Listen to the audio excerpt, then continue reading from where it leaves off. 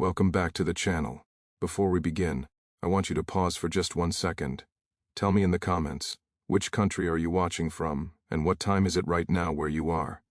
Now listen carefully. Imagine a place where silence was more dangerous than screams, a land where every footstep could expose a secret, and beneath a peaceful southern plantation, something existed that should never have survived. Tonight's story is about a widow, a plantation, and a secret so dark, so risky, that if discovered in 1850, it would have meant instant death. But here's the question that changes everything. Why would a woman, surrounded by power and privilege, risk her life for people the law said were not even human? This is not just history. This is a secret buried in the soil of Alabama, and once you hear it, you'll never look at silence the same way again. In 1850, the American South lived under a constant, suffocating weight of fear, a fear so normal that most people stopped noticing it, the way one stops noticing the air until it is suddenly gone. The plantations looked calm from the outside, stretching endlessly beneath the sun, their white houses standing tall like symbols of order and tradition, but beneath that appearance was a world ruled by violence, control, and an unspoken agreement that certain lives mattered less than others. Slavery was not just a system of labor, it was a system of terror, maintained by laws, whips, patrols, and silence. Every road, every town, every farm was connected by the same understanding. Anyone who challenged this order would be crushed, without mercy. The year itself made everything worse. In 1850, the Fugitive Slave Act turned paranoia into policy. It declared that no place in America was truly safe for an escaped slave, not even the so-called free states. It empowered ordinary citizens to become hunters, rewarded betrayal with money, and punished compassion as a crime. A person could be fined or imprisoned simply for offering food, shelter, or silence to someone fleeing bondage. This law did not just target runaway slaves, it targeted humanity itself. It taught people to look away, to close their doors, and to convince themselves that cruelty was simply the way the world worked. In the Deep South, especially in Alabama, the law's shadow was long and dark. Slave patrols rode at night, their lanterns cutting through the darkness like searching eyes. Dogs were trained to follow the scent of fear. Notices were posted in towns describing escaped men and women as if they were livestock, listing scars, missing fingers, brands, and prices for their capture. Every stranger was suspicious. Every unfamiliar face was a potential threat or a potential reward. Trust became dangerous, and silence became survival. Plantations operated like small kingdoms. The owner's word carried the weight of law, and punishment was swift and brutal. Enslaved people lived knowing that any attempt to escape would end in torture or death, not only for themselves but for those they left behind. Families were used as leverage, pain as a warning. The system was designed to break the spirit before it ever broke the body. Yet even in such conditions, hope survived, fragile and stubborn, passed in whispers from one person to another, hidden in songs, prayers, and secret glances toward the horizon. At the same time, white society lived inside its own prison, built from fear of rebellion and loss of control. Slave uprisings in earlier decades had left scars on the Southern imagination, turning every rumor into a nightmare. Plantation owners slept with weapons nearby, convinced that violence was always just one step away. Laws tightened, patrols increased, and punishments grew harsher, all in the name of maintaining order. The irony was cruel. The more brutal the system became, the more terrified it was of the very people it oppressed. Religion was often used to justify this world. Sermons preached obedience, order, and divine hierarchy. Passages were twisted to convince the enslaved that suffering was God's will and to reassure owners that their power was righteous. Churches filled every Sunday, hymns echoed across fields, and prayers were spoken for peace even as cruelty continued uninterrupted. Faith, which could have been a force for compassion, was frequently turned into another tool of control. In this environment, moral courage was rare, not because people were incapable of it, but because the cost was unimaginably high. To help a runaway slave meant risking everything: reputation, property, family, and life itself. Accusations alone could destroy a person. A whisper of suspicion was enough to invite investigation, violence, or worse. Communities policed themselves ruthlessly, ensuring that anyone who stepped out of line would be isolated and punished. Fear did not need to shout, it simply needed to exist. And yet, despite all of this, the Underground Railroad persisted, not as a single path, but as a fragile network of trust and desperation. It relied on coded messages, secret signals, and people willing to live double lives. For every person who helped, there were dozens who refused, and hundreds who actively hunted those who fled. Success depended on luck as much as bravery. One careless word, one suspicious neighbor, one wrong turn on a dark road could undo everything. Alabama's geography made escape especially difficult. Dense forests, swamps thick with insects and disease, and vast distances between towns turned every journey into a test of endurance. Runaways often traveled at night, guided by stars, moving silently through unfamiliar terrain, while hunger and fear gnawed at them. The land itself seemed determined to betray them, with rivers that flooded without warning and paths that disappeared into darkness. Survival required not just courage, but near superhuman resilience. For those who managed to flee, the fear did not end with escape. Every sound could be a pursuer, every face could be an informer. Sleep was shallow, filled with nightmares of chains and capture. Many were forced to hide in attics, barns, and crawl spaces for days or weeks, barely breathing, waiting for the next move. Freedom was not a single moment of triumph. It was a long, terrifying process filled with uncertainty and sacrifice. Against this backdrop, the idea of hiding not one or two, but dozens of runaway slaves in the heart of the Deep South seems almost impossible. It defies logic, reason, and self-preservation. Such an act would have required extraordinary secrecy, resources, and nerve. It would have meant living every day under the threat of discovery, knowing that one mistake could lead to brutal consequences for everyone involved. In 1850 Alabama, this was not an act of rebellion, it was an act of war against the entire social order. This was the world as it existed before the story truly begins. A world where laws rewarded cruelty, where fear was enforced by violence, and where silence was often the only shield against destruction. It was a time when doing the right thing was not celebrated, but punished, and when moral choices were measured not in words, but in blood. To understand what happened beneath that Alabama plantation, one must first understand how dangerous it was to even consider defiance. Because in a land built on chains, compassion had to hide, courage had to move quietly, and any secret strong enough to challenge the system had to be buried deep, far from prying eyes, waiting for the rare moment when someone was willing to risk everything to protect it. Every decision made during that era carried invisible consequences. A casual conversation at a market, a glance held too long, or a kindness offered at the wrong moment could spiral into tragedy. Information traveled fast, carried by gossip and suspicion, and once a rumor began, it was almost impossible to stop. People learned to mask their thoughts, to present faces that revealed nothing, because curiosity itself could be fatal. In such a climate, secrets were not merely private matters, they were matters of life and death. Children grew up absorbing this fear as something normal. They learned which questions not to ask, and which topics were never discussed at the dinner table. They watched adults lower their voices when certain subjects arose, and noticed how quickly conversations ended when unfamiliar ears were nearby. Even innocence was shaped by caution, and empathy was often trained out of people before it had a chance to grow.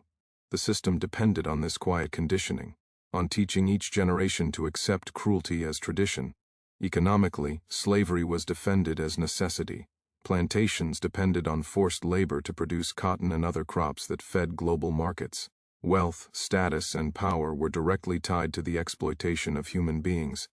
To challenge slavery was to challenge the very foundation of Southern society, and those who benefited from it were willing to defend it violently. Any threat, no matter how small, was treated as an attack on survival itself. Yet history shows that systems built on injustice are always fragile. Beneath the surface of confidence and control, there was constant anxiety. Owners feared revolt. Politicians feared loss of authority. Communities feared being exposed as less loyal than they appeared. This shared insecurity created an atmosphere where overreaction was common and mercy was rare. Violence was not just punishment, it was reassurance, a way of reminding everyone who held power. For enslaved people, this insecurity was visible every day. They saw how quickly anger could erupt and how small mistakes could bring catastrophic consequences. Still, resistance took many forms. Some resisted openly and paid with their lives. Others resisted quietly, preserving their culture, their language, and their sense of self. Escape was the most dangerous form of resistance, but also the most powerful, because it directly challenged the idea that slavery was natural or inevitable. Each successful escape was a crack in the system, proof that control was not absolute. That is why the response was so brutal. Captured runaways were often punished publicly, their suffering turned into a warning for others. Fear was meant to spread faster than hope, yet hope had a way of surviving, passed along by those who dared to imagine a different future, even if they might never live to see it. The presence of Northern abolitionists further inflamed tensions. Southern newspapers painted them as monsters and agitators, accusing them of inciting chaos and violence. Any hint of abolitionist sympathy was treated as treason. Letters were opened, travelers questioned, and outsiders watched closely. The South became a place where suspicion replaced hospitality, and kindness toward the wrong person could end a life. In this environment, women were often underestimated, seen as passive figures confined to domestic spaces. This perception created blind spots in a society obsessed with strength and dominance. While men were watched as potential rebels or conspirators, women were frequently dismissed as harmless. That dismissal, however, could become an opportunity, though seizing it required intelligence, restraint, and extraordinary nerve. Any woman who chose to defy the system did so knowing that the consequences would be just as severe, if not more so. Widows occupied a unique position. They were expected to grieve quietly, manage their households, and avoid controversy. Their sorrow made them untouchable in some ways, shielded by social norms that discouraged scrutiny. At the same time, they were isolated, often overlooked, and assumed to be weak. This combination of respect and neglect could become a form of protection, though it was protection that could vanish instantly if suspicion arose. Against this bleak and dangerous backdrop, the stage was set for an act that should not have been possible. Every factor, every law, every social expectation pointed toward silence and obedience. The land itself seemed hostile to escape, and the people were trained to punish compassion. Yet history is shaped not only by systems, but by individuals who decide, in moments of quiet clarity, that obedience is no longer acceptable. Before any secret rooms were built or lives hidden, there was this world of fear, control, and carefully enforced ignorance. A world where the safest choice was always to look away, and where choosing to see was the most dangerous act of all. It is within this tension, this suffocating atmosphere of risk and repression, that the story truly begins, because only by understanding how impossible defiance was can one grasp the magnitude of what was about to happen beneath that Alabama plantation. Those final years before everything changed were heavy with unspoken dread, as if the land itself sensed a reckoning approaching. People moved, spoke, and lived cautiously, unaware that history often turns not on armies or speeches, but on hidden choices made in silence. In 1850, the South stood balanced between control and collapse, never realizing how close it was to being quietly defied. And that defiance would emerge where no one thought to look, waiting patiently below. In darkness, she was known simply as the Widow, a title that followed her more closely than her real name ever did, and in the rigid social world of the Deep South, that single word carried a strange mixture of respect, pity, and distance. Widowhood placed her in a category that few questioned and fewer understood.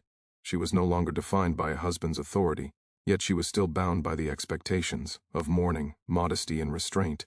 In a society obsessed with appearances, her grief became a kind of armor, one that shielded her from curiosity and scrutiny in ways she quietly learned to use. After her husband's death, the plantation passed fully into her control. On paper, she was now the owner of land, buildings, and enslaved laborers, a reality that came with power but also danger. Many assumed she would remarry quickly, that a woman alone could not possibly manage such an estate. But she did not. She remained alone, dressed in black long after social custom required it, moving through her days with deliberate calm. That choice alone unsettled people. A widow who did not seek protection raised questions, but no one asked them aloud. Her days followed a predictable rhythm. She rose early, inspected household matters, and delegated work with quiet efficiency. She did not shout or threaten, which some found unsettling in itself. Cruelty, when expected, is comforting in its predictability. Her restraint made her difficult to read. She attended church faithfully, sitting in the same pew, bowing her head at the right moments, singing hymns in a soft, steady voice. Faith, after all, was a performance as mute as it was a belief in the South, and she understood the value of being seen doing what was expected. Neighbors described her as reserved, perhaps even cold. She did not linger in conversation or involve herself in gossip, Invitations were politely declined more often than accepted. When she did attend social gatherings, she spoke little, listened more, and left early, citing fatigue or household responsibilities. Her grief provided an explanation for everything.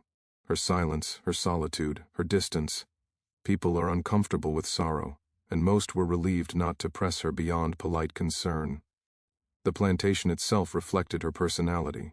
It was orderly, quiet, and well-maintained, without the excessive displays of wealth favored by some of her peers. There were no lavish parties, no constant stream of visitors. This relative isolation further reduced attention. In a region where social life often revolved around plantation visits and grand dinners, her absence became normal, then unremarkable. Absence, she understood, could be as powerful as presence. She learned quickly how men spoke around her, how their voices softened or became condescending, how they assumed she was fragile, emotional, and dependent. These assumptions worked in her favor. When business matters were discussed, they often explained things unnecessarily, revealing more than they intended. When questions arose about the plantation, answers were accepted without challenge. A widow, after all, was expected to be overwhelmed, not deceptive. Their underestimation became her greatest advantage. Her interactions with the enslaved people on her land were equally calculated. Though outwardly unremarkable, she maintained the appearance of distance required of her position, neither overly harsh nor unusually kind. Too much cruelty would invite resentment and resistance. Too much kindness would invite suspicion. She walked a narrow line, understanding that any deviation from the norm could be dangerous. Those who observed her closely might have noticed small inconsistencies, moments when her gaze lingered or her instructions subtly differed, but such moments were easy to dismiss. At night, her house often went dark earlier than others. Lanterns were extinguished, doors locked, and silence settled over the plantation.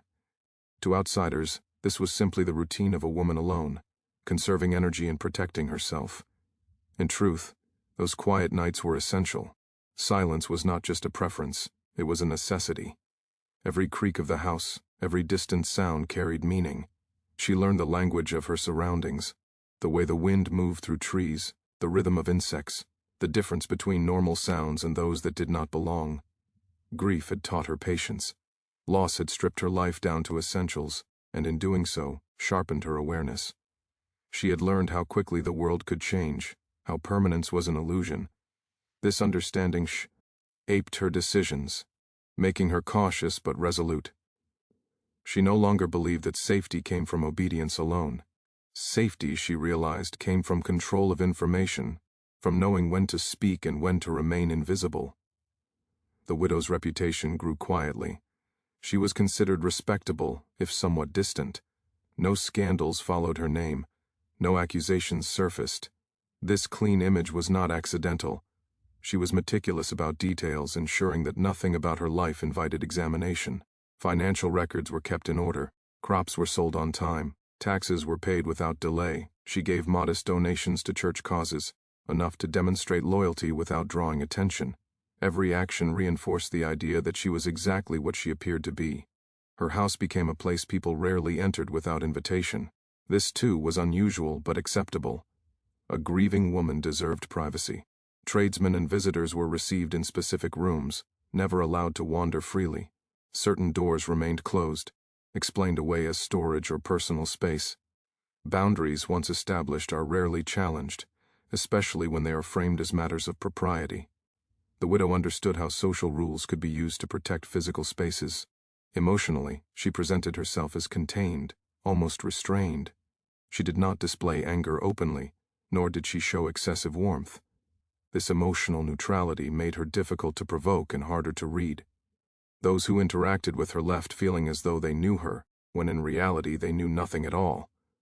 She became a mirror, reflecting back whatever was expected of her, while keeping her true thoughts carefully hidden.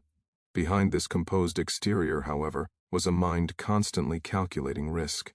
Every decision was weighed against potential consequences. She understood the law intimately, not just its words but its enforcement. She knew which officials were zealous and which were careless, who could be bribed, who could not, and which rumors traveled fastest. Knowledge became her defense. She listened more than she spoke, gathering fragments of information and assembling them into a clearer picture of the dangers around her. Her widowhood also granted her a peculiar freedom. With no husband to answer to, she made decisions independently, though always within the appearance of constraint. Society assumed her choices were limited, but within those limits she found room to maneuver. Expectations became a framework she could hide behind, performing weakness while exercising quiet strength. It was a dangerous balance, but one she maintained with discipline. Time passed, and her continued solitude became a part of her identity. People stopped expecting change. Predictability breeds trust, and trust breeds complacency. The widow became a fixed point in the community, someone who existed without disruption. In a world constantly alert to threats, predictability was disarming. Nay looked twice at what never seemed to move. What few realized was that beneath this still surface, she was preparing, not in dramatic gestures or reckless acts, but in careful, incremental steps. Preparation did not announce itself. It blended into routine, disguised as ordinary maintenance, ordinary decisions. Each small choice appeared insignificant on its own, but together they formed a foundation for something extraordinary. She understood that survival depended not on boldness, but on consistency. Her grief never truly left her, but it transformed. It became quieter, sharper, focused. Loss had stripped away illusions about the world's fairness, leaving behind a clarity that few possessed. She no longer believed that morality and law were the same thing. This realization did not make her reckless, it made her precise. She understood that challenging injustice required more than anger. It required patience, discipline, and an ability to live with fear without letting it control her. People who passed her on the road or nodded to her in church never imagined the complexity behind her calm demeanor. They saw a widow managing her estate, surviving as best she could in a harsh world. They did not see the vigilance, the constant awareness, the careful construction of a life designed to avoid attention. They did not see how every assumption they made about her became a tool she could use. The South expected its widows to fade quietly into the background, to exist without ambition or influence. She fulfilled that expectation so perfectly that it rendered her almost invisible. Invisibility, she learned, was a kind of freedom. When no one watches closely, possibilities emerge. When no one expects resistance, resistance can take root unnoticed. Her story at this stage contained nothing dramatic, nothing that would attract notice or admiration. That was precisely the point. Great risks cannot be taken openly in a world designed to crush them. They must grow slowly, protected by routine and misunderstanding. The widow's life was a study in restraint, in understanding the power of appearing ordinary. As the years passed, the plantation continued to function smoothly, reinforcing her reputation as a capable, if unremarkable, woman. This reputation would become essential. When questions eventually arose, as they always do, her history of consistency would answer them before she ever needed to speak. People trust patterns more than words. In the quiet spaces between public appearances and private solitude, the widow refined her resolve. She accepted that fear would never disappear, that danger was permanent. Courage, she realized, was not the absence of fear, but the decision to act despite it, quietly, without recognition. She was not seeking martyrdom or praise. She was seeking something far more fragile and rare, the preservation of human life in a world determined to erase it. This was the woman the world believed it knew. A grieving widow, respectable and withdrawn, living out her days beneath the southern sun. And because that image was so convincing, because it aligned so perfectly with expectation, no one thought to look deeper. No one imagined that beneath her controlled exterior was a will strong enough to challenge an entire system. They did not see a threat, they saw silence. And in that silence the foundation for an impossible secret was quietly laid, waiting for the moment when it would be needed most. At first, the whispers were so faint that they could be dismissed as imagination, the kind of unease that settles over isolated places once the sun goes down. Plantation life was full of sounds that never fully disappeared, even at night. Wood contracted and expanded, insects sang endlessly, distant animals cried out in the darkness. Yet something felt different. Workers began to notice pauses in the night where silence grew too heavy, followed by sounds that did not belong. A soft scuff where no feet should be. A muted cough quickly swallowed back into stillness. These were not loud enough to confront, but they were persistent enough to unsettle those who heard them. Fear does not always arrive with violence. Sometimes it arrives as uncertainty. Those who worked the land knew better than to ask questions. Curiosity was dangerous, especially when it involved the widow's house. The plantation depended on routine, and anything that disrupted that routine invited punishment. Still, people noticed small irregularities. Food stores diminished faster than expected. Water was drawn at unusual hours. Blankets disappeared and reappeared, folded too neatly to be explained by accident. Each detail alone meant nothing, but together they formed a pattern that lingered in the mind. People shared glances, not words, communicating suspicion through silence rather than speech. Nighttime was when the whispers grew strongest. After the last lanterns were extinguished and the fields lay quiet, faint movements could be felt rather than heard. Some described it as vibrations beneath their feet, as if the earth itself were shifting. Others claimed to hear breathing, shallow and controlled, coming from beneath the floorboards of nearby structures. No one stayed long enough to confirm these sensations. Instinct warned them away. In a place where punishment was swift and brutal, survival meant ignoring what could not be explained.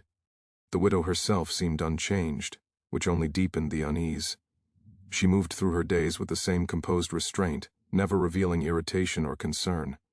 When spoken to, she answered calmly, her tone measured, her expression neutral. If she noticed anything unusual, she gave no sign. Her lack of reaction made people doubt their own perceptions. Perhaps they were tired. Perhaps fear was playing tricks on them. In a world already saturated with anxiety, it was easier to believe in imagination than in danger. Rumors, however, have a way of forming, even when words are never spoken. A glance held too long, a nervous pause, a sudden change in behavior.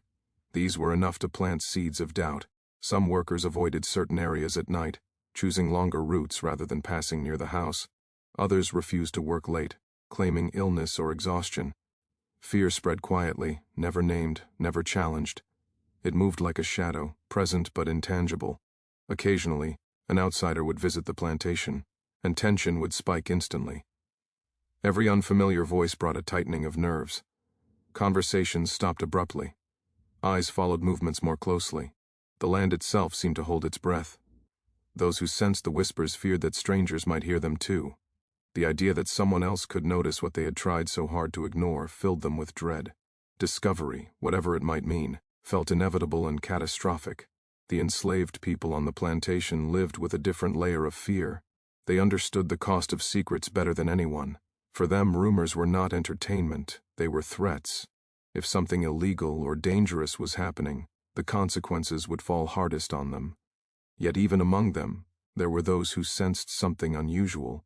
They noticed the widow's subtle signals, the way she avoided certain areas, the moments when her gaze lingered with unspoken meaning.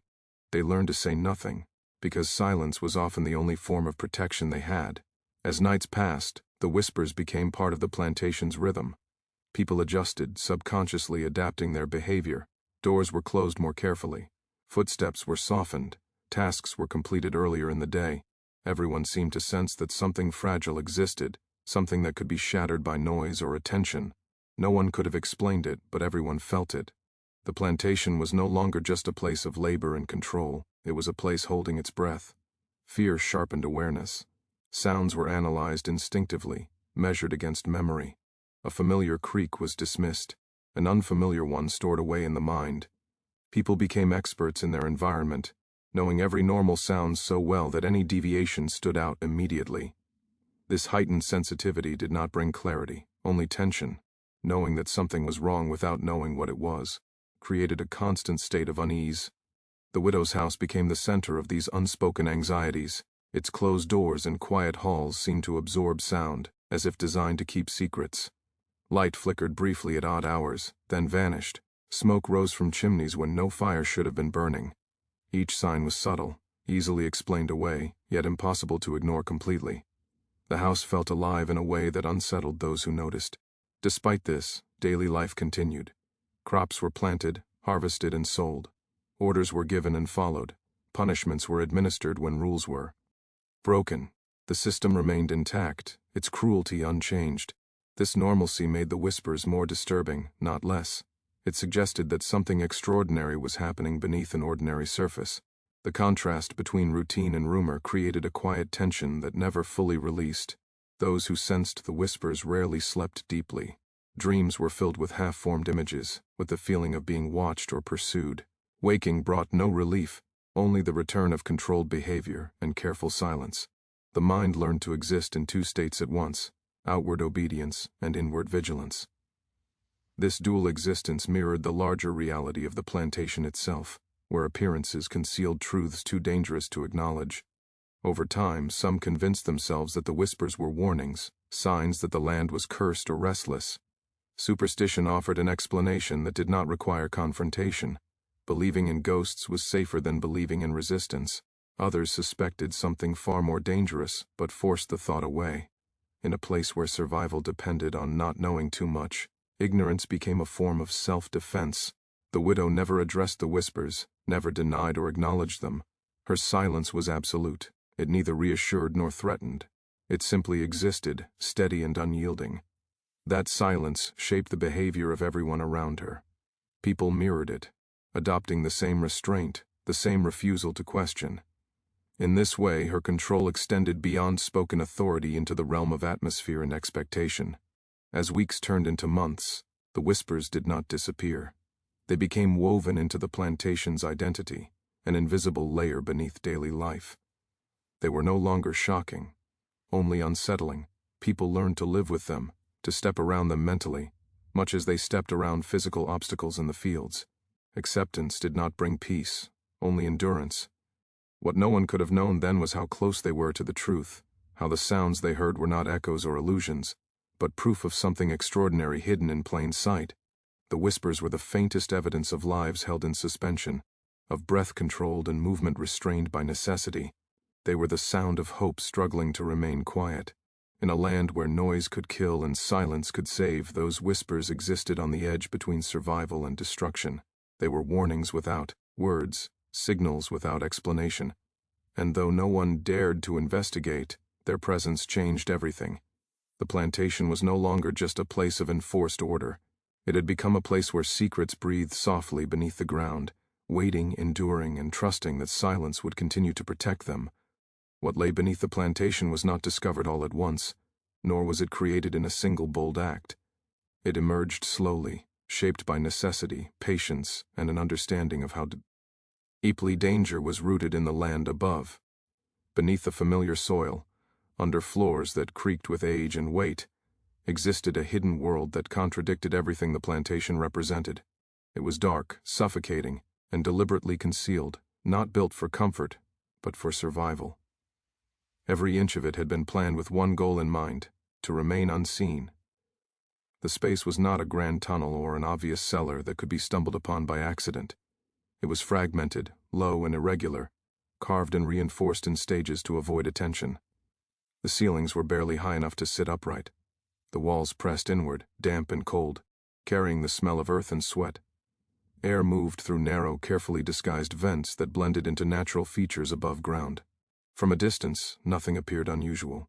From directly above, nothing suggested that human lives existed just feet below. Reaching the refuge required knowledge. Entrances were hidden behind movable panels, beneath heavy furniture, or under layers of soil designed to look undisturbed. Each opening could be sealed quickly, leaving no visible trace. Once closed, they became invisible even to someone actively searching. The design relied not on strength, but on deception.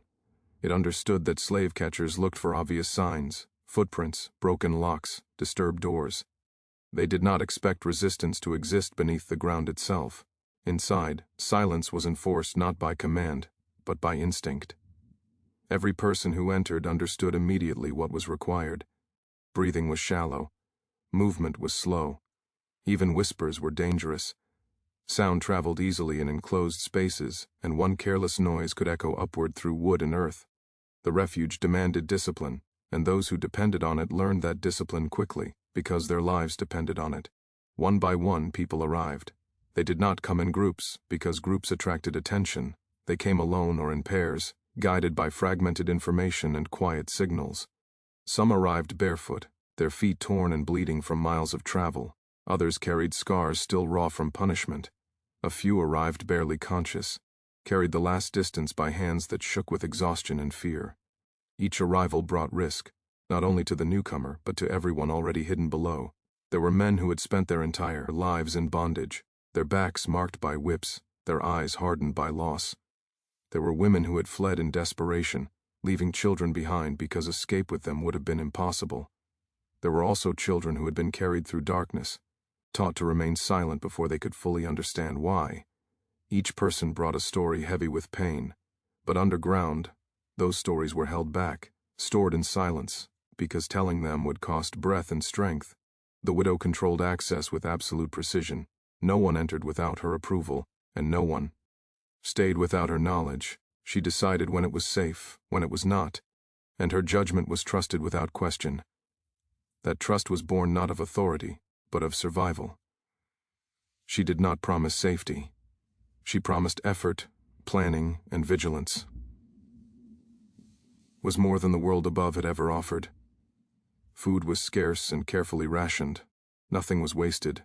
Meals were simple, designed to sustain without producing strong smells that could drift upward.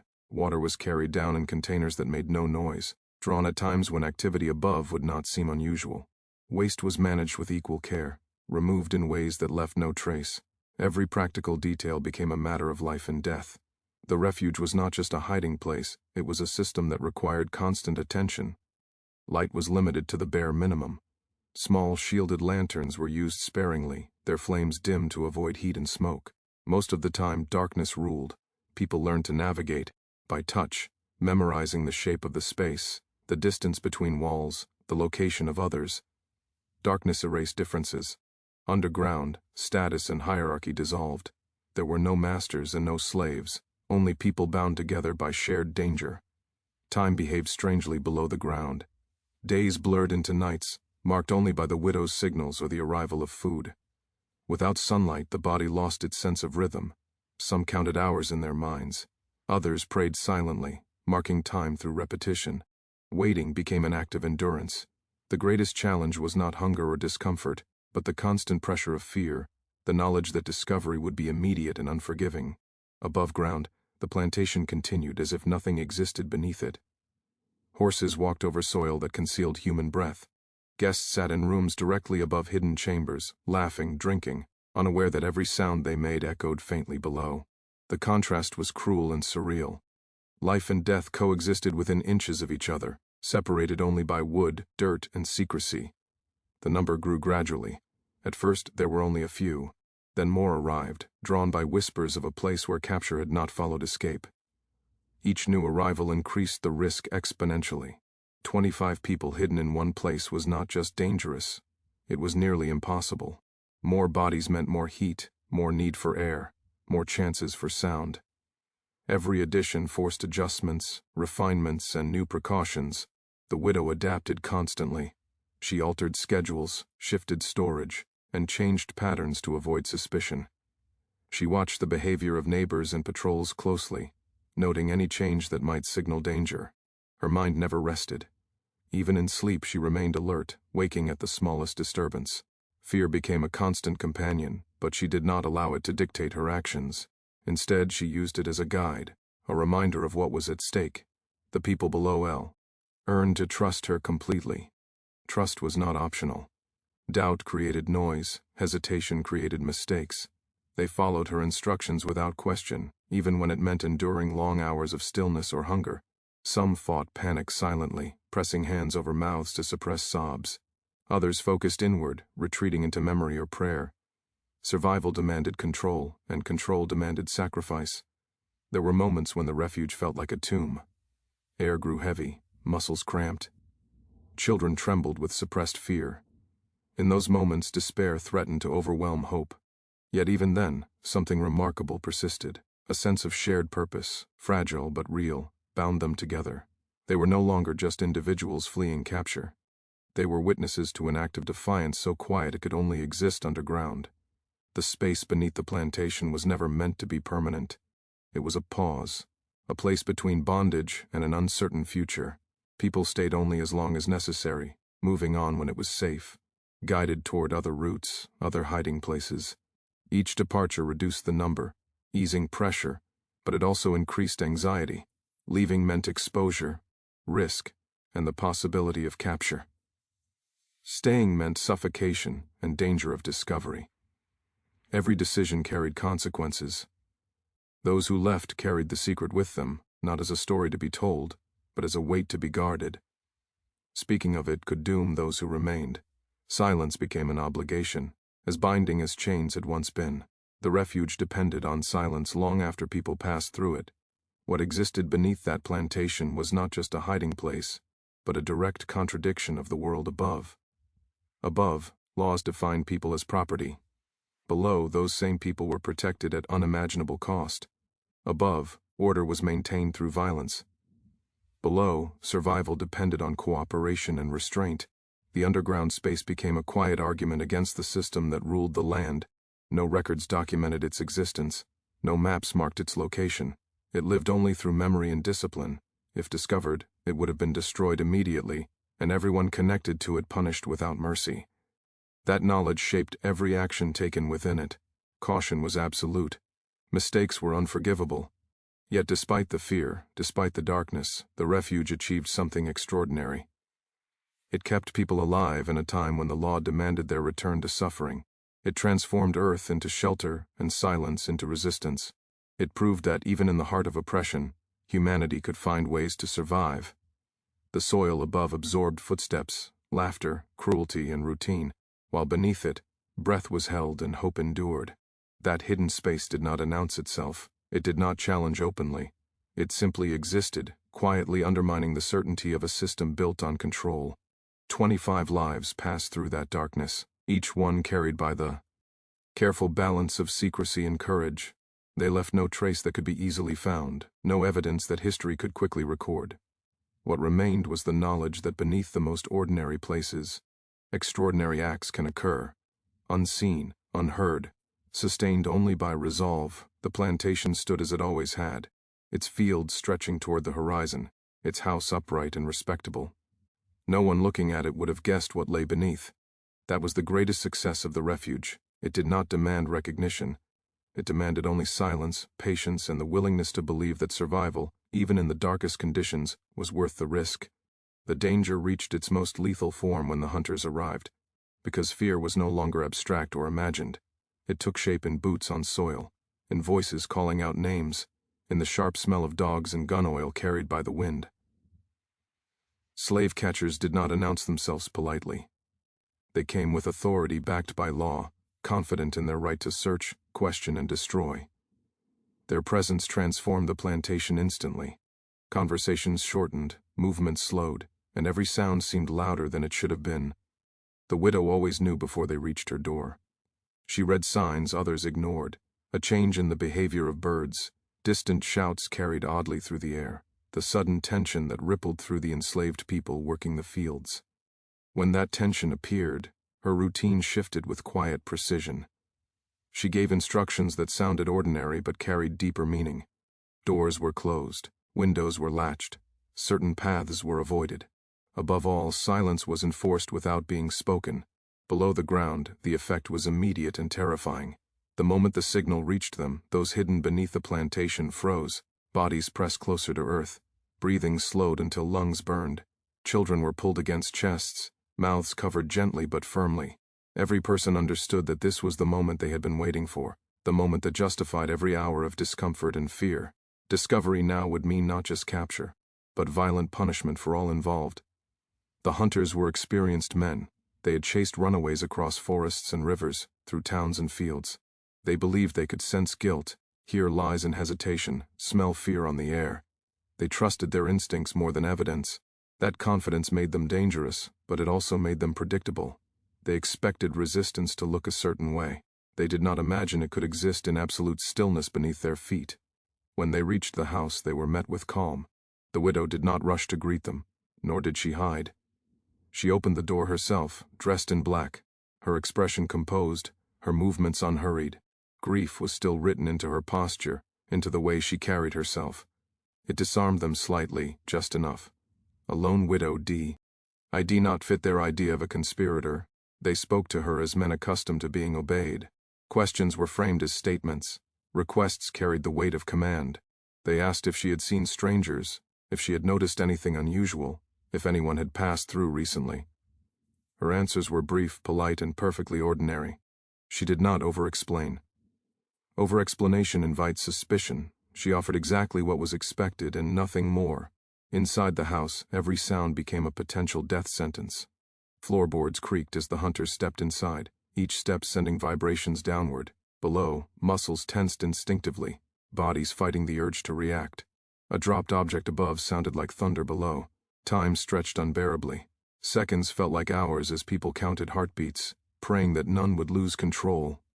The hunters moved slowly, deliberately. They examined rooms, peered into corners, tested doors. When they encountered closed spaces, they asked questions. Why was this room locked? Why was that storage sealed? The widow answered calmly, citing propriety, storage, personal grief. She did not argue. She did not resist. Resistance would have invited force. Instead, she relied on expectation. A woman alone guarded her privacy fiercely. That made sense. They accepted it because it fit the story they already believed. Dogs were brought forward next. The animals strained against their handlers, noses low, sniffing for trails. The widow watched without reaction, her face carefully neutral. Below, fear sharpened to a razor's edge. Dogs were unpredictable. They followed scent, not logic. Every breath felt like betrayal. Every bead of sweat felt like evidence. People pressed faces into fabric, willing their bodies to disappear. The handlers circled the yard, the house, the outbuildings. The dogs barked once, then twice, then fell silent. Conflicting scents confused them. The careful measures taken over months, the constant attention to cleanliness and movement, now mattered more than ever. Above ground, the hunters exchanged glances. Confusion crept in. Nothing obvious revealed itself. No broken locks, no footprints, no nervous behavior that exceeded what was normal in such times. Still, suspicion lingered. It always did. One hunter stepped heavily near a section of floor, listening. Another pressed his ear close to the ground outside, as if expecting to hear voices buried in soil. Below, a man's muscles cramped violently, pain shooting through his leg, but he did not move. Teeth were clenched so tightly that blood filled mouths. Endurance became the only form of resistance left. The widow filled the silence carefully. She offered water. She spoke of the heat, of the strain of managing alone, of her desire for peace. These were safe topics, unthreatening, humanizing. The hunters relaxed slightly, their attention drifting. Predators rely on certainty. When certainty fades, urgency fades with it. The widow understood. This, instinctively. She did not hurry them, but she did not encourage them either. She allowed time to dull their edge. At one point, a hunter laughed, making a crude remark about ghosts hiding under the house. Laughter followed. Jokes were made. Fear, momentarily, loosened its grip above ground. Below, no one laughed. The sound of it was terrifying. It meant the hunters were comfortable enough to mock the idea of hidden danger. That comfort was fragile, but it was working. The inspection continued, slower now. Rooms were revisited without the same intensity. Questions repeated themselves, but with less force. The widow's answers never changed. Consistency is more convincing than cleverness. Eventually, boredom set in. Slave hunting was work, and work lost its thrill when it produced nothing. They wanted results, not endless searching. Before leaving, the leader turned back, his gaze lingering on the widow a moment longer than necessary. It was not suspicion so much as calculation.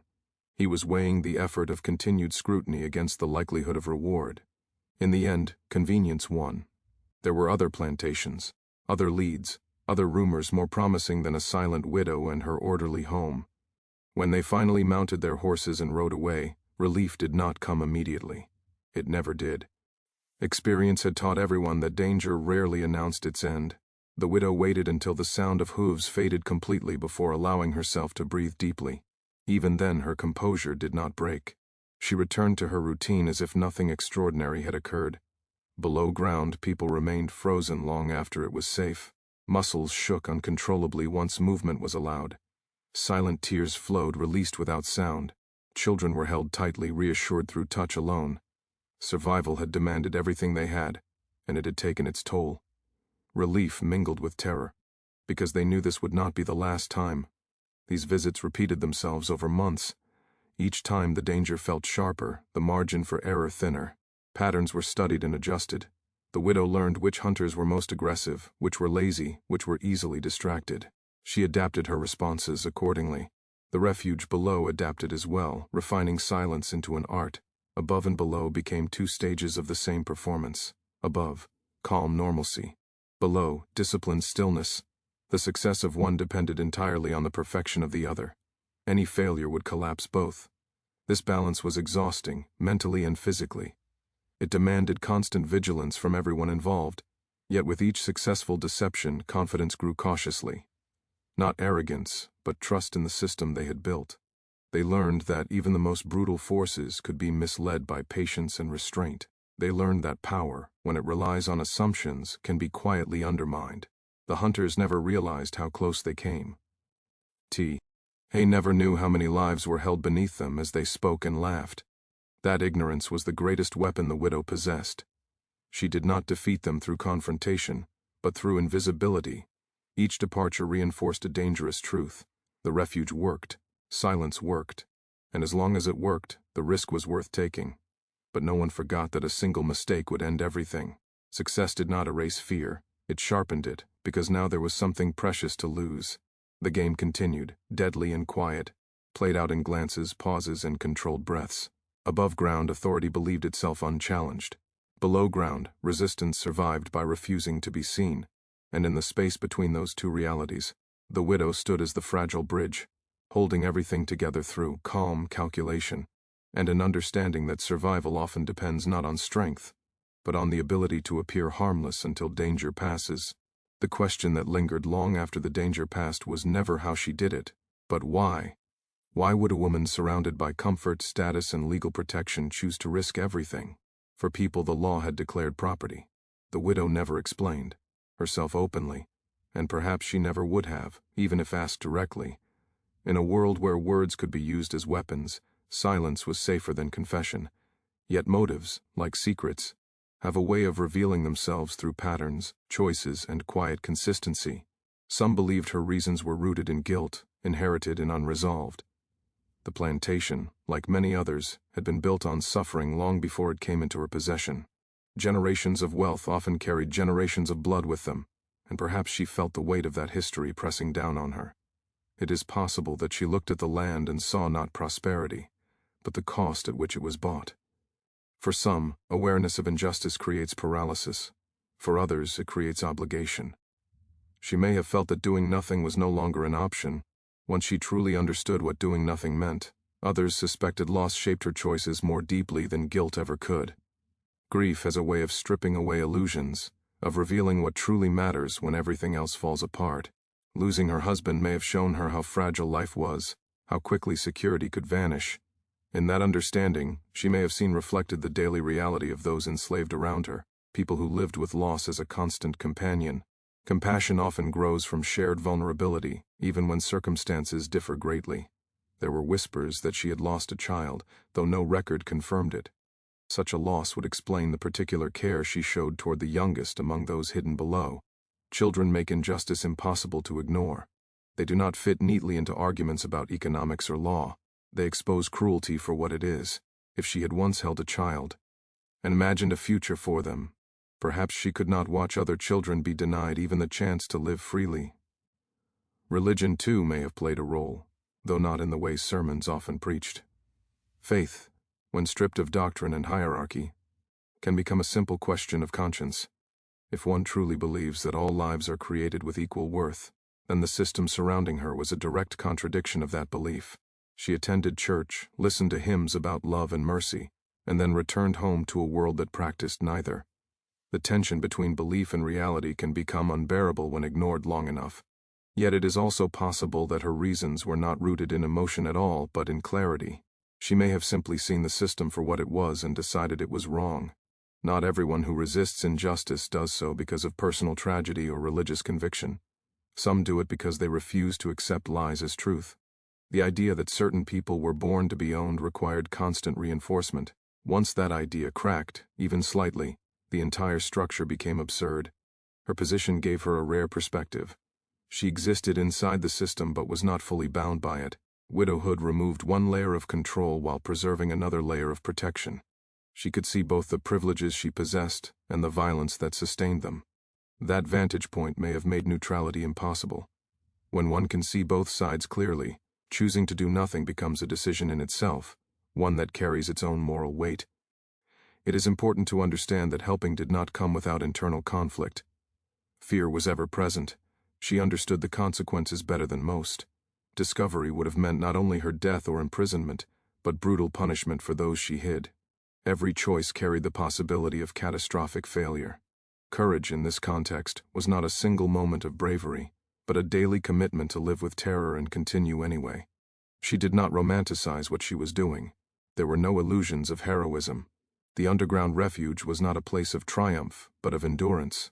It was dirty, cramped, and frightening. People suffered there.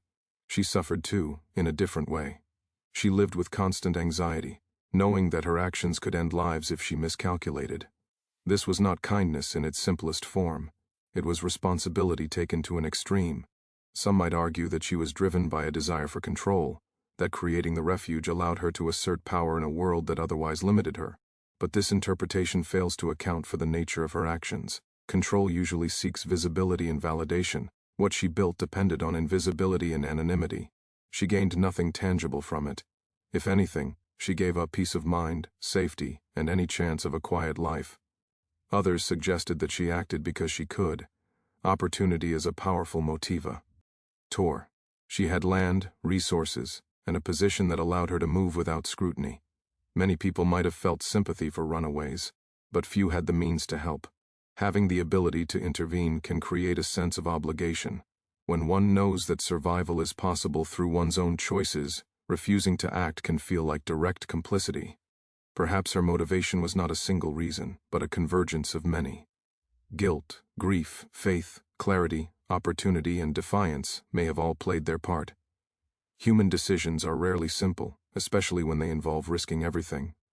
What mattered was not which reason dominated, but that together they outweighed fear. There is also the possibility that she never framed her actions in moral terms at all. She may have seen people in need and responded instinctively, without philosophy or justification. Sometimes the most radical acts come from refusing to intellectualize cruelty. When faced with suffering, she may have simply chosen to reduce it where she could. In a world obsessed with justification, such simplicity is revolutionary. Her silence about her motives ensured that history would struggle to define her. Without written confessions or public statements, she became a figure shaped by speculation. This ambiguity protected her during her life and complicated her legacy after death. It forced others to confront uncomfortable questions about their own choices. If her reasons were unclear, then excuses for inaction became harder to defend. What is clear is that she understood the humanity of those she helped in a way that transcended social roles. Underground, distinctions dissolved. People were not slaves, owners, men, women, or children in the eyes of the law. They were breathing bodies trying to survive. That recognition alone was enough to dismantle the moral framework of slavery. Once one sees another person fully, ownership becomes impossible to justify. She did not seek to dismantle the system openly. She did not write pamphlets or give speeches. Her resistance was quiet, almost invisible. In some ways, this made it more powerful. Open rebellion invites suppression. Quiet defiance erodes certainty. Each person she helped escape was a contradiction the system could not explain away. Each life saved was proof that the rules were not absolute. Her actions also challenged the idea that resistance required numbers or force. She acted largely alone, relying on secrecy rather than solidarity. This does not diminish collective struggle, but it expands the definition of resistance. It shows that even within rigid systems, individuals can carve out spaces of humanity if they are willing to endure isolation and fear. The cost of her choice followed her constantly. She could not share the burden of her decision openly. She carried it alone, presenting a calm exterior while managing chaos beneath it. This isolation may have been one of the heaviest prices she paid. Acts of kindness, we often imagined as uplifting, but when they must be hidden, they become heavy with loneliness. Still, she persisted. That persistence suggests that whatever her reasons, they were strong enough to sustain her through repeated danger. Motivation rooted in impulse fades quickly under pressure. Motivation rooted in conviction, however complex, endures. She adjusted, learned, and continued. even when fear intensified. In the end, perhaps the most honest answer to why she did it is simply that she refused to accept the world as it was. She saw a gap between what was legal and what was right, and she chose to stand in that gap no matter how narrow or dangerous it was. She did not expect to change the system, she chose to protect lives within it. Her story reminds us that moral courage does not always announce itself with dramatic gestures. Sometimes it looks like silence, routine, and restraint. Sometimes it looks like a widow in black, moving through her days unnoticed, while beneath her feet, humanity survives against all odds. The question of why she did it remains unanswered because it must. If her motives were clear and simple, they could be dismissed as exceptional, unattainable. Ambiguity forces reflection. It asks whether others, placed in similar circumstances, might have found their own reasons to act. In a world that punished compassion, she practiced it anyway. In a system that rewarded obedience, she chose quiet defiance. Whatever combination of reasons drove her, the result was the same. 25 people lived because she decided that fear would not be her final authority. And that decision, more than any explanation, defines who she was. The night everything nearly collapsed did not announce itself with urgency or chaos. It arrived quietly, disguised as routine, the most dangerous form it could take. The air was thick and still, heavy with heat that pressed against skin and slowed breath. Insects droned endlessly, their sound so constant it became part of the silence. Above ground, the plantation appeared unchanged, resting beneath the moon as it had countless nights before. Below, tension had already begun to coil, tight and restless, long before anyone understood why. The first sign was subtle. A child shifted too suddenly in the dark, startled awake by a dream that carried echoes of chains and shouting. Small hands clenched instinctively, pulling fabric tight. A breath escaped, sharper than intended, quickly swallowed, but not before it traveled. Sound behaves differently underground. It stretches, bounces, searches. Everyone froze.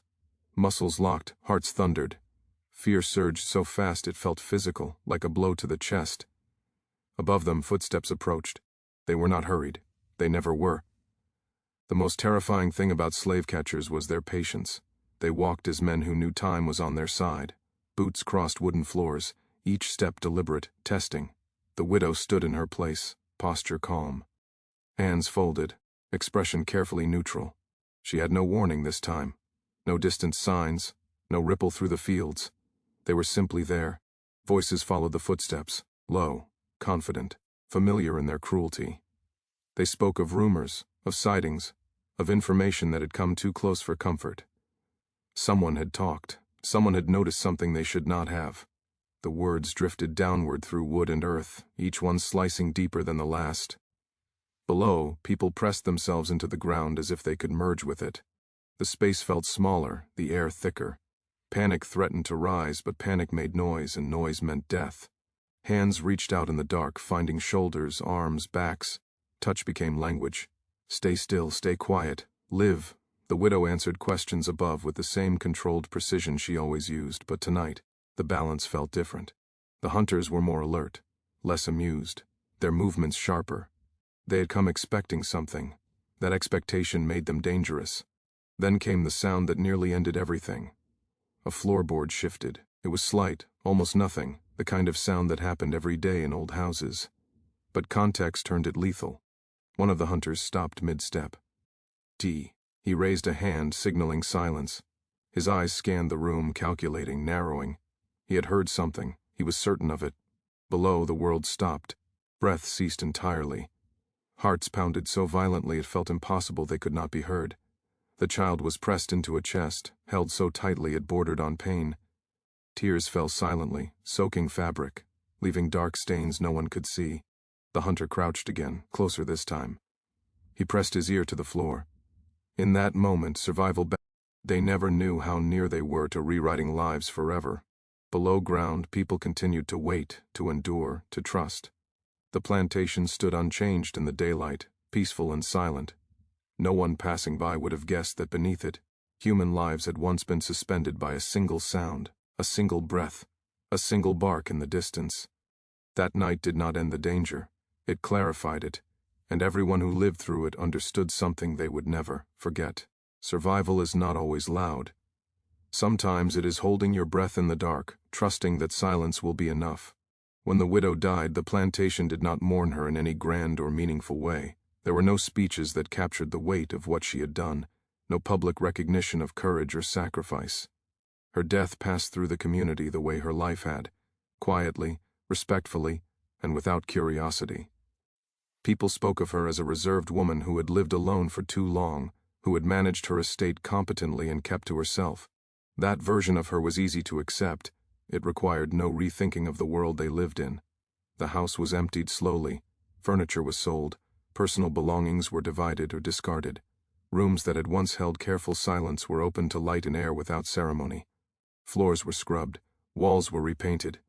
What had been deliberately hidden was covered over again, this time by forgetfulness rather than secrecy.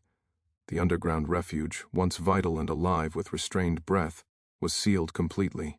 Entrances were closed, concealed beneath permanent fixtures or layers of earth that would never be disturbed intentionally again. Those who came to claim the land saw only opportunity. To them, the plantation was property, nothing more. Soil to be worked, buildings to be used, profit to be extracted. They walked the same ground where fear had once ruled inches below their boots, unaware of the lives that had been protected there. Their ignorance was total, and in a way, it was the final layer of protection the widow had provided. Secrets survive longest when no one thinks to look for them. The people who had passed through the refuge did not return. They could not. Returning would risk exposure, not only for themselves, but for anyone connected to the place. They carried the memory with them as something sacred and dangerous, locked away in silence. Some likely lived long lives. Others may not have. History does not preserve their names or fates. What remains is the fact that they lived beyond that moment, because someone chose to protect them. With time, even whispers faded. New generations worked the land, unaware of its past. Stories were not passed down because there was no safe way to pass them. The South moved forward into war, reconstruction, and change, but it did so without acknowledging the quiet defiance that had existed within it all along. Loud history recorded battles, laws, and lead. Quiet history remained buried, preserved only in the earth and in the memories of those who never spoke. The widow left no written confession, no diary surfaced to explain her choices, no letters revealed her thoughts. This absence frustrated later historians who searched for clarity and motive. But perhaps that absence was intentional. Words can be twisted, records can be seized. Silence, when chosen carefully, can be more enduring than ink. By leaving no explanation, she denied the world the ability to simplify her actions. In death, as in life, she remained partially unknowable. That unknowability became part of her legacy. Without a clear narrative, she could not be easily categorized as saint or traitor. She existed in a space that demanded reflection rather than judgment. Those who later stumbled upon fragments of the story were forced to confront uncomfortable questions about morality, courage, and responsibility. The sealed refuge became part of the land, its materials decaying slowly, returning to earth. Wood rotted, supports weakened. Eventually, even its shape would have softened, leaving only subtle changes in the soil that no one would recognize as significant. Nature reclaimed the space, indifferent to the fear and hope it had once held.